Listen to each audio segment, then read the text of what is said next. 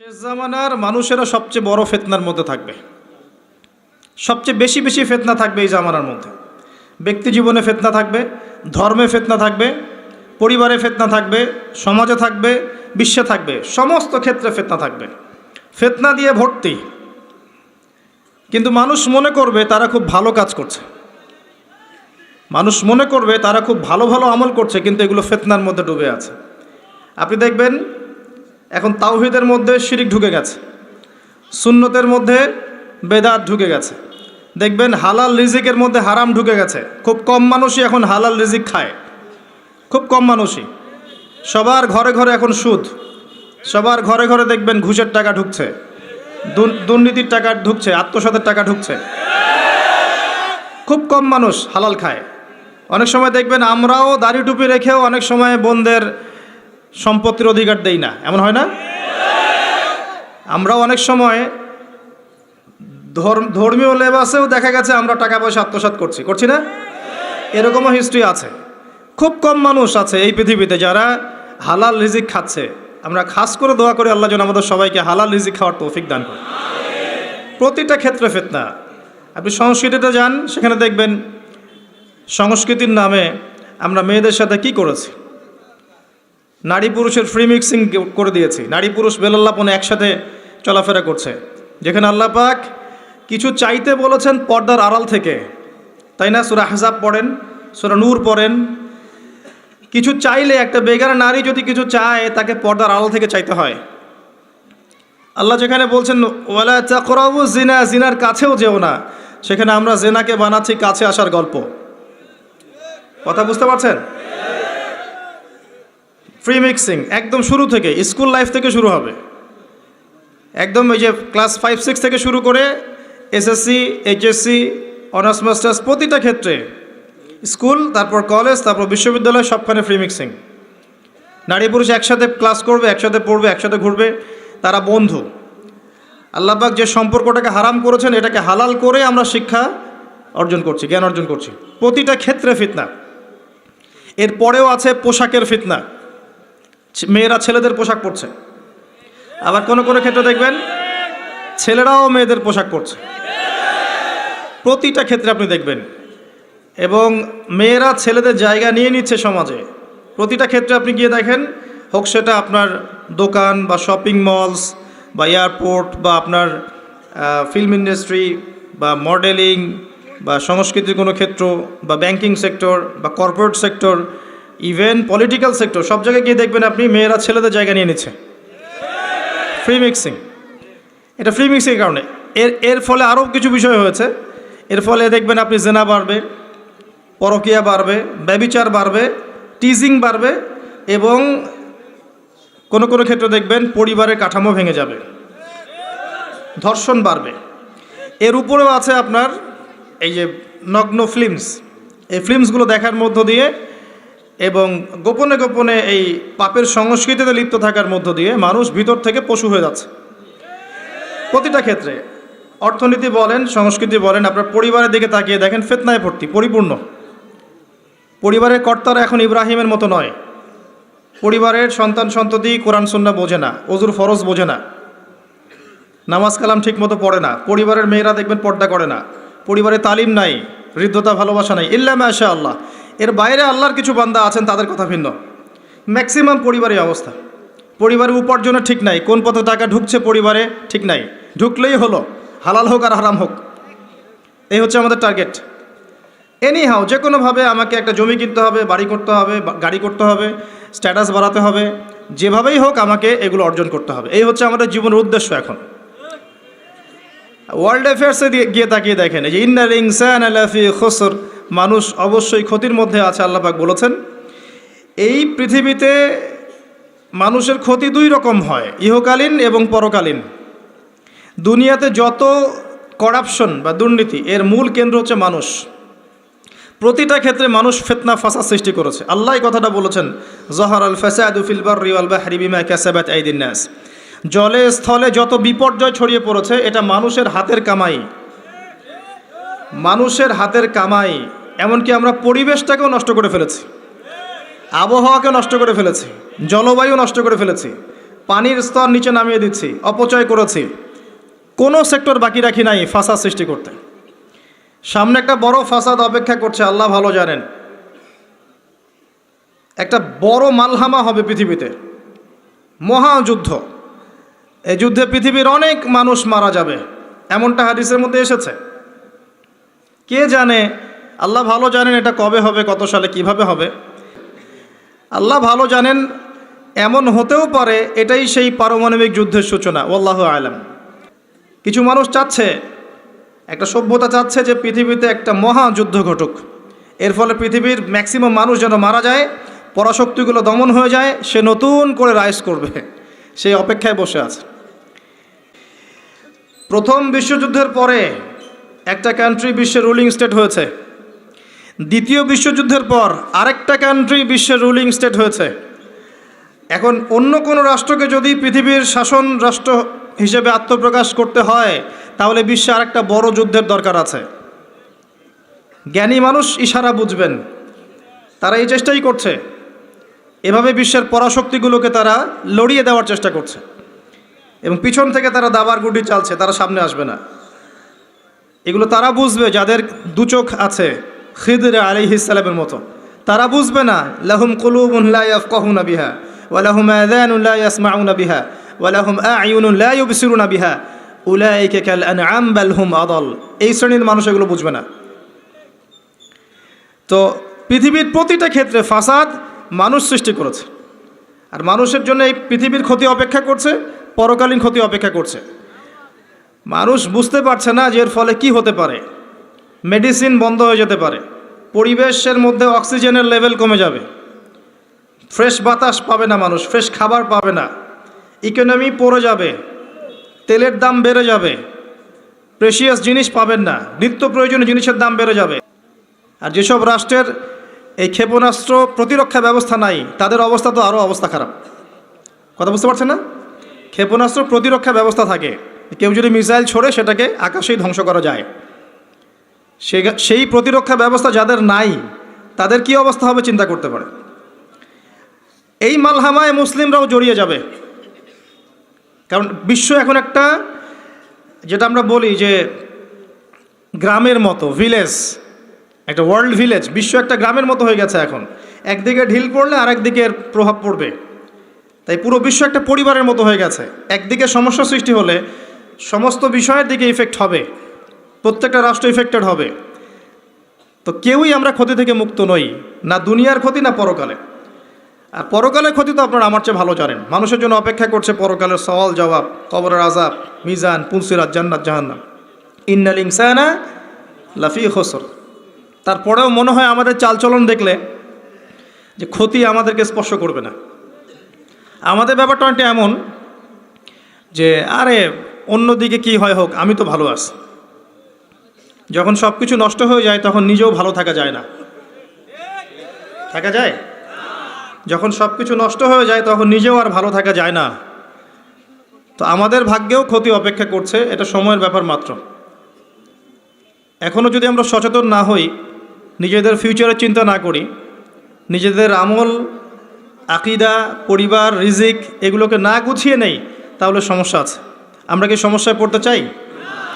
আল্লাহ পাক আমাদের সবার আকিদাকে পরিশুদ্ধ করুন, আমিন। বেশি থেকে বেশি নেক আমল করার তৌফিক দান করুন, আমিন। আমাদের পরিবারগুলোকে আল্লাহ পাক জান্নাতি পরিবার রূপে কবুল করে নিন, আমিন। সবাইকে আল্লাহ পাক হালাল রিজিকের ব্যবস্থা করে দিন। দিন ইসলামকে প্রতিষ্ঠা করার তৌফিক আল্লাহ পাক আমাদেরকে দান করুন। এবার আসেন, আল্লাহ 4টা কাজের কথা বলেছেন এই সূরার মধ্যে। ইল্লাল্লাযীনা আমানু ওয়া আমিলুস সলিহাত ওয়া তাওয়াসাউ বিল হক ওয়া তাওয়াসাউ বিস সবর। এই 4টা কাজ যে মুমিনরা করতে পারবে, মুসলিমরা করতে পারবে, আল্লাহ পাক তাদেরকে ফিতনা থেকে বাঁচিয়ে রাখবেন ইনশাআল্লাহ তাআলা।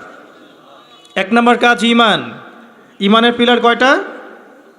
3টা? 6টা? কয়টা? ইসলামের পিলার 5টা, ঈমানের পিলার কয়টা? 6টা। আল্লাহর প্রতি বিশ্বাস 1 নম্বর, ফেরেশতাগণের প্রতি বিশ্বাস 2 নম্বর, 3 নম্বর আসমানি কিতাব সমূহে বিশ্বাস, 4 নম্বর নবী রসুলগণে বিশ্বাস, 5 নম্বর পরকালে বিশ্বাস, ওয়াল ইয়াউমিল আখির, পরকালে বিশ্বাস।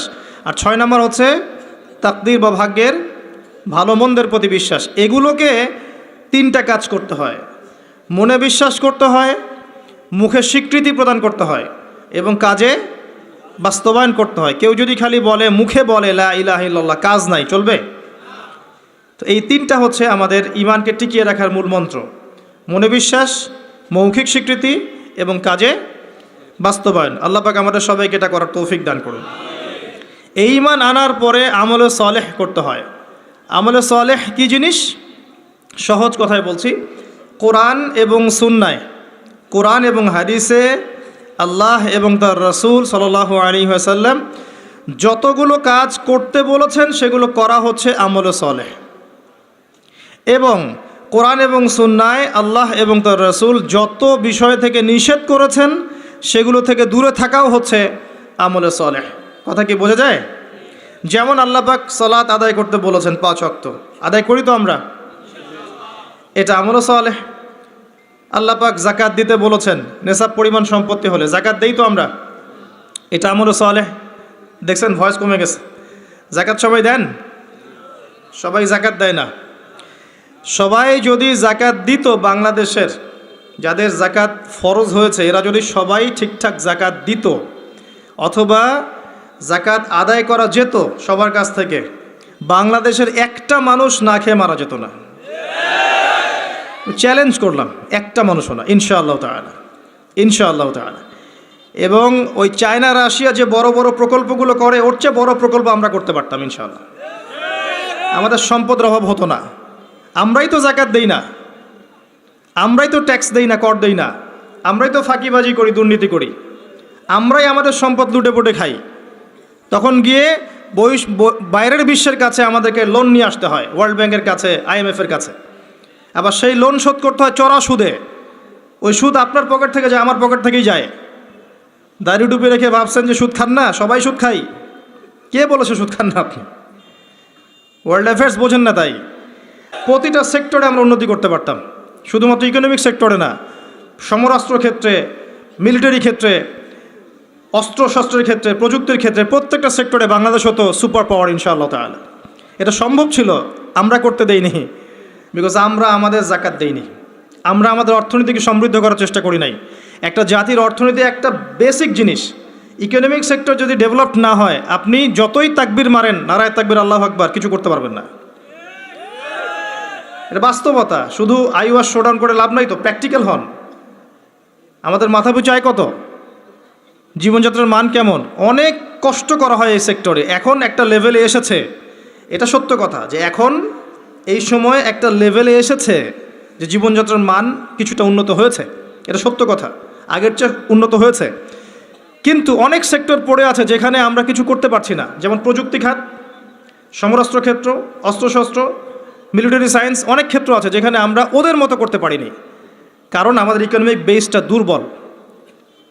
আমাদেরকে ওদের সুদ নিতে হচ্ছে, ওদের কাছ থেকে দান নিতে হচ্ছে, এবং ওরা শুধু এমনি এমনি আমাদেরকে হেল্প করতে চায় না, ওরা ওদের স্বার্থ বজায় রেখেই আমাদেরকে হেল্প করতে চায়।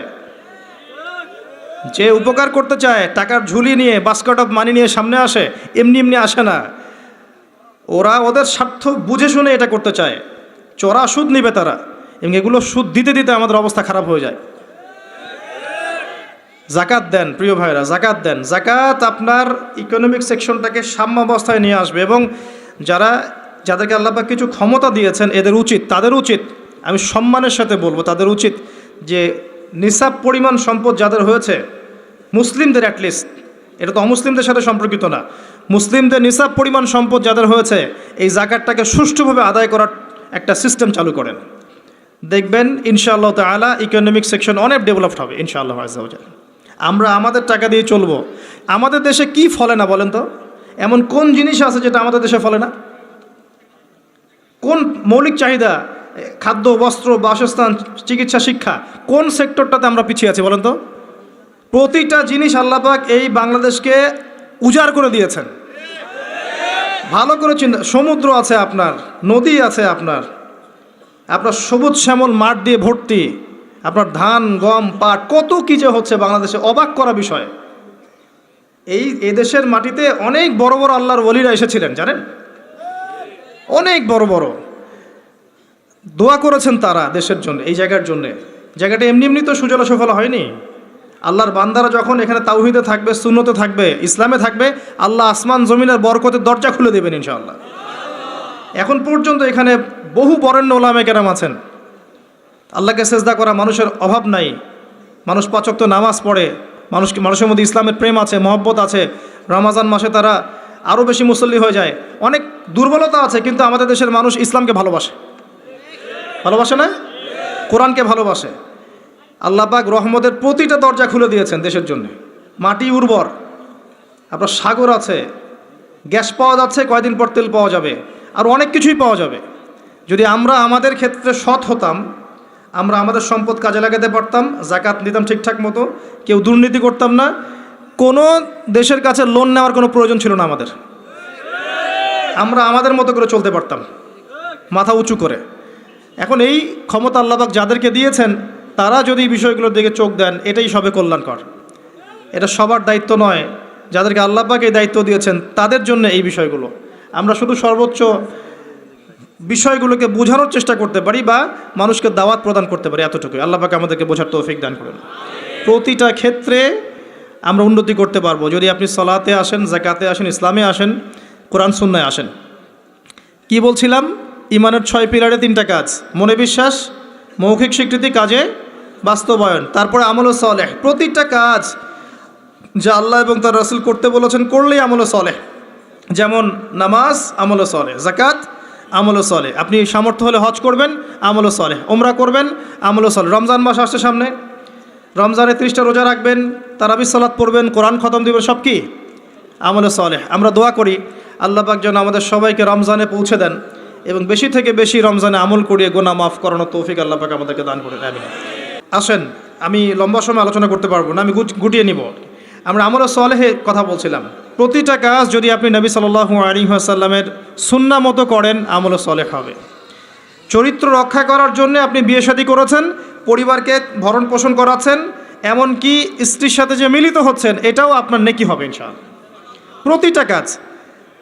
একই সাথে আরেকটা পয়েন্ট ভুলবেন না, কোরআন এবং সুন্নাতে আল্লাহ পাক যত বিষয়কে নিষেধ করেছেন, এই নিষেধগুলো বর্জন করার নামও কিন্তু আমল সালেহ। শুধুমাত্র নেকি কাজ করব আর পাপ কাজ ছাড়বো না, এমনটা কিন্তু আমল সালেহ নয়। যেমন আল্লাহ পাক শিরিক করতে নিষেধ করেছেন, শিরিক না করা আমল সালেহ। কুফরি করতে নিষেধ করেছেন, কুফরি না করা আমল সালেহ। আল্লাহ পাক বেদাত করতে নিষেধ করেছেন, বেদাতি আমল না করা কি আমল সালেহ। আল্লাহ পাক হারাম খেতে নিষেধ করেছেন, হালাল খাওয়া আমল সালেহ। আল্লাহ পাক পর্দা করতে বলেছেন, বেপর্দায় না চলা আমল সালেহ। আল্লাহ পাক জেনার ধার কাছেও যেতে নিষেধ করেছেন, তাই চরিত্র রক্ষার জন্য বিয়ে করা কি আমল সালেহ। প্রতিটা কাজ যা আল্লাহ করতে বলেছেন করা আমল সালেহ, রাসূল করতে বলেছেন সাল্লাল্লাহু আলাইহি ওয়াসাল্লাম করা আমল সালেহ। সেই প্রতিটা কাজ যা আল্লাহ এবং তার রাসূল নিষেধ করেছেন সেগুলো না করাও আমলে সালেহ। মনে থাকবে কথা। আমাদের একটা সমস্যা বলি এখন, আমরা যেটা করি সেটা হলো আমরা অনেক ভালো কাজ করি ঠিকই, কিন্তু আল্লাহর হারামগুলোকে ছাড়তে পারি না। কথা ঠিক না বেঠিক? দেখবেন নামাজ পড়ি 5 ওয়াক্ত, সুদ ছাড়তে পারি না, আছে না? আমরা যাকাত, আমরা দান সদাকা করি মাঝে মাঝে, ফরজ যাকাত দেই না। দেখবেন যে তাহাজ্জুদ পড়ছে বাবা, মেয়ে বেপর্দায় ঘুরে বেড়াচ্ছে, আছে না? বছর বছর হজ ওমরা করছি, এদিকে আল্লাহর হালালকে হারামও করছি, আল্লাহর হারামকে হালাল করছি। এই কাজগুলো আমরা করি না। আমরা অনেক সময় ভালো অনেক কাজ করি, দান সদাকা করি, নফল দান সদাকা করি, জুমার নামাজে যাই, ঈদের নামাজে যাই, হ্যাঁ, প্রতিবেশীর খোঁজ নেই, মানুষকে রক্ত দেই, চিকিৎসার জন্য কাজ করি, শিক্ষা ক্ষেত্রে কাজ করি, অনেক কিছুই করি আমরা ভালো কাজ, কিন্তু আল্লাহর নিষেধগুলো কিন্তু ছাড়ি না। তো আল্লাহর নিষেধটা ছাড়া সবচেয়ে বড় কথা, কারণ নেক আমল করা সহজ, আল্লাহর নিষেধ ছাড়াটা খুবই কঠিন, এটা মনে রাখবেন। নেক আমল করা সহজ, আল্লাহর জন্য কিছু ছাড়া অনেক কঠিন, অনেক কঠিন। আল্লাহ পাক আমাদেরকে ছাড়ার তৌফিক দান করুন। এরপর আল্লাহ পাক বলেছেন ওয়াতাওয়াসাউ বিল হাক্কি ওয়াতাওয়াসাউ বিস সাবর। যারা হকের উপদেশ দেয় পরস্পরকে, একে অপরকে হকের উপদেশ দেয়। হকটা কি জিনিস? হকটা কি, এর সংজ্ঞা কে দিবে? আমি দিব না আপনি দিবেন না আল্লাহ দিবে? কার সংজ্ঞা নেবেন? হকটা কি কে বলবে, কে বুঝাবে? আল্লাহ বুঝাবেন। আল্লাহ বলছেন হকের সংজ্ঞা, সূরা কাহফ। আজকে জুমার রাত না? সূরা কাহফ অবশ্যই পড়বেন। এই সূরার 29 নম্বর আয়াতে গিয়ে দেখবেন আল্লাহ পাক হকের সংজ্ঞা দিয়েছেন। আল্লাহ পাক বলেছেন ওয়াকুলিল হাক্কু মির রাব্বিকুম, হক সেটাই, ভালো করে শোনেন, হক সেটাই, সত্য মিথ্যার মানদণ্ড সেটাই, ন্যায় অন্যায়ের মানদণ্ড সেটাই, জ্ঞানের মানদণ্ড সেটাই, ঠিক আছে, যেটা তোমার রবের পক্ষ থেকে নাজিল হয়। বাস, কি নাজিল হয়েছে? এখন আপনি বলেন কি নাজিল হয়েছে? যখন তাওরাত নাজিল হয়েছিল ওটাই হক ছিল, ইনজিল নাজিল হয়েছে ওটাই হক ছিল, জাবুর নাজিল হয়েছে ওটাই হক ছিল। এখন কি আছে? কোরআন এবং এর ব্যাখ্যা হাদিস। কিয়ামত পর্যন্ত কি অন্য কোনো উৎস আসবে? অন্য কোনো নবী আসবেন? আর কোনো রসুল আসবেন? গোলাম আহমেদ কাদিয়ানি যতই বলুক, সে কি নবী হয়ে যাবে? সুবহানাল্লাহ। মানুষ, কিছু মানুষ এখন তাদেরকেও নবী বলে গ্রহণ করছে। আর এটা কিয়ামতের সাইন। আমি অবাক হচ্ছি না, কারণ নবী সাল্লাল্লাহু আলাইহি ওয়াসাল্লাম বলেছেন কিয়ামতের আগে 30 জন ভণ্ড নবীর আগমন ঘটবে। কতজন? তার মধ্যে 4 জন হচ্ছে মহিলা। তার মধ্যে 4 জন কে? মহিলা, বাকিরা পুরুষ। তো এই হলো অবস্থা। নবী সাল্লাল্লাহু আলাইহি ওয়াসাল্লামের ঠিক পরেই আবু বকর রাদিয়াল্লাহু আনহু যুগেও একাধিক ভণ্ড নবীর আগমন ঘটেছিল, এখনও হচ্ছে। এরপরে কিয়ামত পর্যন্ত কোনো নবী আসবে? নবীর ওয়ারিশগণ থাকবেন। নবীর ওয়ারিশ কারা? ওলামায়ে কেরাম, তারা নবীর ওয়ারিশ। এবং আমার নাসিহা হচ্ছে আপনি কোরআন এবং সুন্নাহটাকে তাদের সোহবতে গিয়ে পড়েন এবং বোঝেন।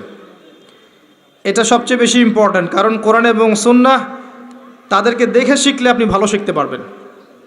এবং এটা হচ্ছে সেই নববী সুন্নাহ। এখানে গিয়ে আপনি দেখতে পারেন, একজন সাধারণ মানুষ হিসেবে আপনি দেখতে পারেন যে অনেকের মাঝখানে হয়তো ইখতিলাফ আছে, ঠিক আছে, মতপার্থক্য আছে। এই মতপার্থক্যে আপনি ঢুকবেন না। তারা যদি মতপার্থক্য করে এটা তাদের উপর ছেড়ে দেন। আপনি সবাইকে সম্মান করবেন। কথা বুঝতে পারছেন? আপনি সব আলেমদেরকে সম্মান করবেন। হকপন্থী ওলামায়ে কেরাম যারা আছেন সবাইকে আপনি সম্মান করবেন। সবার সাথে আপনি সখ্যতা বজায় রাখবেন। তারা আপোষে কার সাথে কি করছে এটা আপনার দেখার দরকার নেই। কথা বুঝতে পারছেন?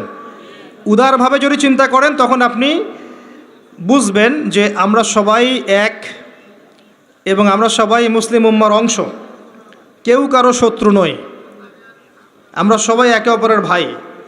যদি কেউ আপনাকে ভাই মনে না করে, আপনি তাকে ভাই মনে করেন, ইনশাআল্লাহ ঐক্য হয়ে যাবে। আল্লাহ পাক তৌফিক দান করুন বোঝার।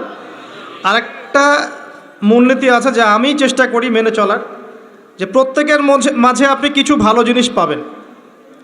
যে আপনাকে দু একটা বাজে কথা বলছে বা ভুল বুঝছে বা আপনার সমালোচনা করছে, তার মধ্যেও দেখবেন আপনি দু একটা ভালো জিনিস আছে না? ওইটা আপনি নিয়ে নেন, ওই ভালোটুকু আপনি নেন। সে আপনাকে বকা দিয়েছে, গালি দিয়েছে বা তহমত দিয়েছে বলে তার ভালোটা নেবেন না, এমনটা করেন না। তার ভালোটুকু আপনি নিয়ে নেন উদার মনে। আর প্রত্যেকের মধ্যে আপনি দেখবেন কিছু বিতর্কিত বিষয় আছে, খারাপ, যেটা খারাপ, এই খারাপগুলো আপনি নেবেন না, আপনি এড়িয়ে যাবেন। তখন দেখবেন আপনি সবার মাঝে একটা হৃদ্যতার বন্ধন তৈরি করতে পারবেন, অন্যথায় সম্ভব না। আর আমরা যতই ক্ষমতার দাপট দেখাই না কেন, আমরা যদি ইউনাইটেড না থাকি আমাদের কোনো মূল্য নাই বিশ্বের দরবারে। শোনেন ভাই, আল কোরআনুল কারীমকে অবমাননা করা, একজন অমুসলিম, একজন নাস্তিক বা একজন মুরতাদ কোরআনকে অবমাননা করেছে, এর চেয়ে বড় অবমাননা আমার দৃষ্টিতে এটাই যে কোরআনের একটা সরাসরি বিধানকে আমরা লঙ্ঘন করছি। আপনাকে দেখাচ্ছি আমি। আল্লাহ পাক বলেছেন ওয়া'তাসিমু বিহাবলিল্লাহি জামিআ, এটা প্রথম হুকুম। তোমরা আল্লাহর রজ্জুটা শক্ত করে ধরো, ওয়া'তাসিমু, শক্ত করে ধরো, জামিআন, ঐক্যবদ্ধভাবে, এভাবে আর কি। হাতের আঙ্গুলগুলোর মধ্যে কোনো ফাঁক নাই, এভাবে। সূরা সফ পড়ে দেখবেন, কান্নাহুম বুনিয়ানুম মারসুস, এভাবে আল্লাহ পাক ধরতে বলেছেন, এভাবে। এটা প্রথম হুকুম। তারপরেই আবার বলেছেন ওয়ালা তাফাররাকু, এরকম হয়ে যেও না। দুটো কথা, ধরো আর বিভক্ত হয়েও না। আমরা ধরিও নাই, বিভক্ত হয়েছি। এখন আপনি বলেন যে কোরআনুল কারীমকে একজন নাস্তিক, একজন মুরতাদকে অবমাননা করেছে, ও তো জানেই না যে কোরআন কী জিনিস। এটা বড় বিষয় না আমি জেনে বুঝে এই যে আয়াতগুলো মানছি না, এটা বড় বিষয়? কার দিকে চোখ তুলবেন আপনি? কার দিকে আঙ্গুল তুলবেন? নিজের দিকে আঙ্গুল তোলেন আগে। আগে নিজেদের আখেরে গোছান। আমি আল্লামা তকি উসমানী হাফিজাহুল্লাহ একটা বই থেকে একটা আয়াত স্মরণ করাই। একটা আয়াতকে নিয়ে তিনি একটা বই লিখে ফেলেছেন যে ইয়া আইয়ুহাল্লাযীনা আমানু আলাইকুম আনফুসাকুম লা ইয়াদুররুকুম মান দাল্লা ইন ইহতাদাইতুম ইলাল্লাহি মারজিউকুম জামিআন ফায়ুনাব্বিউকুম বিমা কুনতুম তা'মালুন।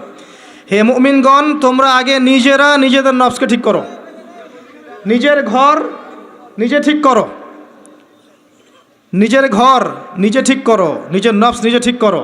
আগে নিজের দিকে আঙ্গুল তোলেন। আমাদের দুর্বলতা কোথায়? আমাদের তাওহীদের সমস্যা আছে, সুন্নতে অনেক সময় সমস্যা আছে, রিজিকের সমস্যা আছে, ঐক্য নাই, মিল মহব্বত নাই, ইউনাইটেড প্ল্যাটফর্ম নাই। অন্যের দিকে আঙ্গুল তুলতে যাবেন কি জন্যে? আগে নিজে ঠিক করেন। আলাইকুম আনফুসাকুম, এখানে আমরা কোরআনের সরাসরি বিরোধিতা করেছি, লঙ্ঘন করেছি। এটা কোরআনের আরও বড় অবমাননা আমার দৃষ্টিতে। এজন্যই রিকোয়েস্ট করি যে অ্যাটলিস্ট অর্থগুলো বোঝার চেষ্টা করুন।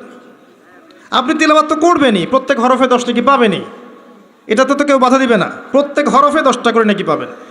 এই যে আয়াতটা আমি পড়ে শোনালাম, এটার যদি অর্থটা আপনি না জানতেন তাহলে কি এই মেসেজটা পেতেন? এই মেসেজটা কি পাওয়ার দরকার নাই? এটাই আল্লাহ পাক বলছেন ওয়াযারু মা বাকিয়া মিনার রিবা, সুদের অবশিষ্ট অংশ ছেড়ে দাও।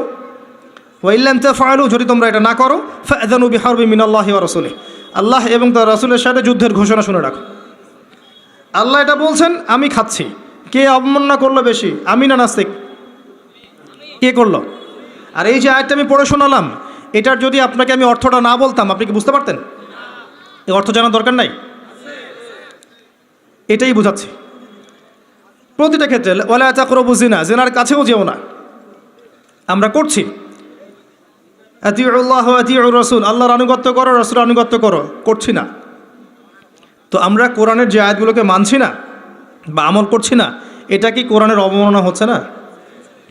এবং আল্লাহর এই মেসেজগুলো যে আমরা বোঝার চেষ্টা করছি না, এটা কি কোরআনের অবমাননা হচ্ছে না?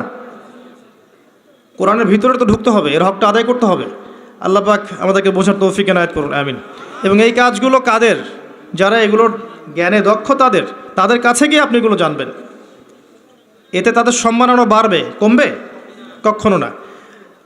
হকটা আল্লাহর পক্ষ থেকে আসে এবং এই হকের দাওয়াত একে অপরকে দিতে বলা হয়েছে। যত মানুষ আপনার আহ্বানে হকপন্থী হবে, হকের পথে আসবে, এই সমস্ত মানুষের নেকি আপনি পাবেন ইনশাআল্লাহ তাআলা।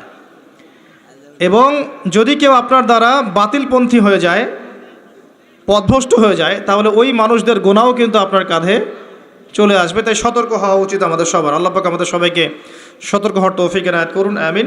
সর্বশেষ আল্লাহ পাক বলেছেন ওয়াতাওয়াসাউ বিস-সবর, ধৈর্যের কথা। সবর মানে এটা নয় যে আমি পরিস্থিতি পরিবর্তনের অপেক্ষায় বসে আছি, এখন খারাপ সময় চলছে, একসময় ভালো সময় আসবে, আমি ভালো হয়ে যাব, এটার নাম সবর নয়।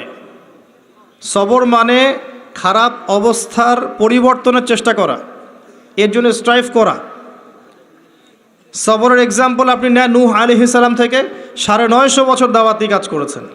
সবরের এক্সাম্পল নেন ইব্রাহিম আলাইহিস সালামের কাছ থেকে, পরিবার ছেড়ে দিয়েছেন, সমাজ ছেড়ে দিয়েছেন, আগুনের পরীক্ষাও দিয়েছেন। সবর নেন ঈসা ইবনে মারইয়ামের কাছ থেকে, আল্লাহ পাক শেষে পৃথিবীতে জায়গাই হয়নি, আল্লাহ পাক তাকে আসমানে তুলে নিয়েছেন। সবর দেখেন মুহাম্মদ সাল্লাল্লাহু আলাইহি ওয়াসাল্লামের 23 বছর নবী হওয়ার পরে কত যে নির্মম অত্যাচার তাকে সহ্য করতে হয়েছে, আমাদের কল্পনার বাইরে। তাকে সারা জীবনে 16টা গালি খেতে হয়েছে, তাকে 15 বার মানুষ হত্যা করার চেষ্টা করেছে, আত্মীয় স্বজন তাকে তিরস্কার করেছে, গলার মধ্যে গামছা পেঁচিয়েছে, এই যে আপনার উটের ভুঁড়ি, নাড়ি ভুঁড়ি পিঠে চাপিয়ে দিয়েছে, দেয় নাই? তাকে দেশ থেকে চলে যেতে হয়নি, তায়েববাসী তাকে আঘাত করেনি, উহুদের প্রান্তরে তার দাঁত শহীদ হয়ে যায়নি। এত কিছু করতে হয়েছে কি জন্যে? হকের জন্যে। এই সবরের প্রশ্ন আসবে। যখন আমরা হকের উপর থাকবো তখন সবরের প্রশ্ন আসবে। গোল আলু মার্কা মুসলিম হলে তার সবরের প্রশ্ন আসছে না। কথা বুঝতে পারছেন না? যদি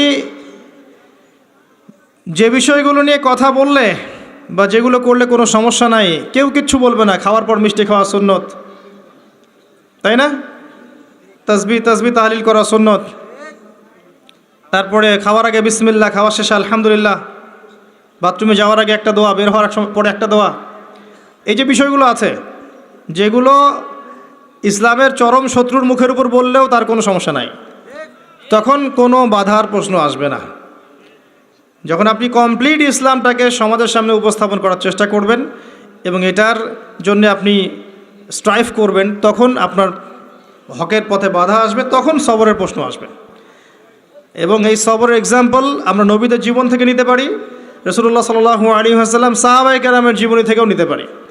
আল্লাহ পাক আমাদের সবাইকে তার দ্বীনের পথে হকপন্থী হওয়ার তৌফিক দান করুন এবং সবর করার তৌফিক দান করুন। আমিন।